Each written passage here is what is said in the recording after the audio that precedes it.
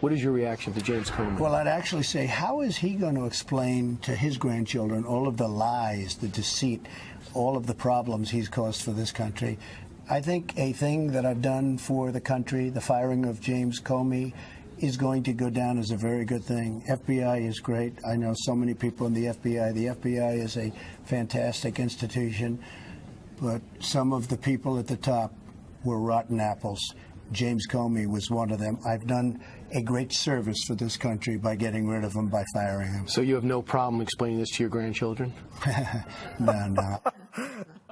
That was President Trump on Fox and Friends talking about James Comey. And joining me now with reaction is Fox News national security strategist Sebastian Gorka, NRA TV contributor, former Secret Service agent Dan Bongino, and Fox News contributor Tammy Bruce. All right, the three of you, great guests. I love having you all on tonight. But I'll start with you, Tammy, because you're sitting with me. Thank and you. Women before men. You understand that, guys, right? Okay. So why is it taking so long to get the information that we're trying to get, and will we ever get it? Well, look, they're stonewalling everyone because there's something to hide. That's normally why you don't hand over something when you're supposed to be the morally superior framework. You do that when you want to hide something. But let's remember the president there is very comfortable, it's obvious, because at this point, let's remember the context. Every single prediction he's made has come true, including one of the earliest ones where he declared that his campaign was being spied on. He was mocked. He was ridiculed. Yep. Clearly, now that has been confirmed. So people are underestimating the president. When he says something like that, you should believe him. And he is correct. We've seen the behavior of Mr. Comey decline, the nature of his book, effectively the leaking of material that he wrote down with meetings with the president. All of these things indicate a man that has some problems. And I will also note that Joe diGenova has noted that there are individuals in the FBI who want to come and testify, talk about what's going on at the FBI, but they need to be subpoenaed so that they will have protections against the agency, and Congress will pay their legal bills. As whistleblowers. This is just the beginning as whistleblowers. Right. And so, Sebastian Gorka, I mean, can the president himself declassify some of this information that we're trying to get, and will that short-circuit the whole thing?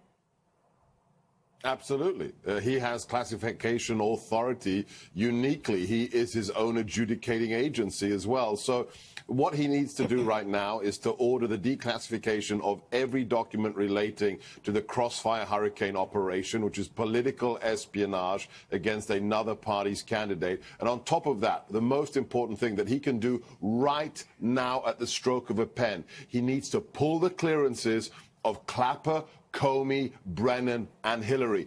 What are these people doing, making comments on national television, still with clearances and picking up paychecks from CNN and MSNBC? Sebastian, hold on a second. These people are not in office anymore, and they still have security clearances? Yes. Well, is that for everybody? Does George Bush, well, he was a president. I don't really care much about that. But what are these people doing with clearances? Is there a requirement that it be taken from them? No, is there a regulation? It's just tradition that you keep it until it expires. Take their security clearance. Bongino, what do you have to say? Judge, Jim Comey's in a world of trouble. Two principal reasons. Number one, he has yet to explain what I'm calling paragraph 1. What do I mean by that? When I was a Secret Service agent, you write a case report on a case. Paragraph 1 says how that case started. I received a call about a stolen credit card, wherever it is. No one has given us paragraph 1 on why they started a counterintelligence investigation against Trump. We've heard 3 different stories. Point number 2, there are felony leaks in this case. There was an October 31st leak to the New York Times about the existence of the case before they disclosed it to Congress, and a leak to the Washington Post about the investigation into Mike Flynn. I believe, by the way, that's why they're not declassifying everything, because they may have a serious felony case against the leakers. I agree. Tammy? Yeah, look, I think the irony of this is that they thought this Russia complaint was going to bring down Trump, and what it's done is unlocked the door to show us a level of corruption that none of us could have imagined. And this is where, and again, the right man at the right time, if anyone's got the discipline to see it through, to face these individuals who've had enormous worldwide power, it's Donald Trump. So this is the man, not just of the hour, but a man of fate. And this is a time where we've got to be able to get this done. It's being handed to us. And this is nonpartisan. Every individual's got to care, regardless of your party, regardless of what you think of the president at this point. Sebastian, I only have 15 seconds left. If this is the case, and if this thing was started, and they've lied, I'm not going to say they've lied, but they have so many different starting points. It was July. Now we know it's the spring. I mean, when is this going to be over? Do they try to just get in November and call it a day and impeach the president quickly? I think Robert Mueller is going to try and drop a report that will be used as a political weapon in the midterms, absolutely. But we have to have an investigation of the political espionage now, Judge. All right. That was good. That was just a few seconds. Thanks, guys. The committee chairman, Devin Nunes, and House Oversight Committee Chairman Trey Gowdy, they actually went to the Department of Justice to view documents they have been requesting and that were under subpoena for months. But sources tell Fox News that Nunes and Gowdy were only briefed about the documents, that another meeting is scheduled next week for them to actually see it. But the best way to get the answer is to talk to somebody who was in that meeting. That's Chairman Trey Gowdy. And from the House Judiciary Committee, Congressman John Ratcliffe of Texas. Both are former federal prosecutors. Both have been in the system. Both have been through this process. And I thank you, gentlemen, for joining us on this beautiful Friday night.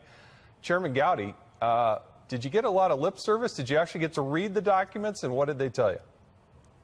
You know, Jason, it was a really productive meeting yesterday. I think every question I asked, the Bureau and the Department now understand they're relevant, they're material, they're specific, they're pointed, and there's a reason that Congress wants to know the answers to these questions. So it was a really constructive, I know that is not good news from the media standpoint, that we had a boring, constructive meeting yesterday, but that's exactly what it was. And it was so constructive that we've agreed to meet next week. So you ask if we saw something. I can learn with my ears and I can learn with my eyes. And yesterday was important because I got to hear the department's perspective, but also got to ask questions. You're right. Johnny and I were prosecutors. I know the questions to ask in an investigation like this, and I need witnesses there that can answer them. Yesterday was really productive. But when do you actually get to see them? Well, let me say this. I've worked in all three branches of government, and there is tension. There's intentional tension put between the branches. There are lots of things that happen in the judicial branch that members of Congress can't see. There are things that happen in the executive branch that members of Congress can't see. And there are things we do, Jason, as you recall, in Congress that we don't let anybody else see. So that tension we've got to work through.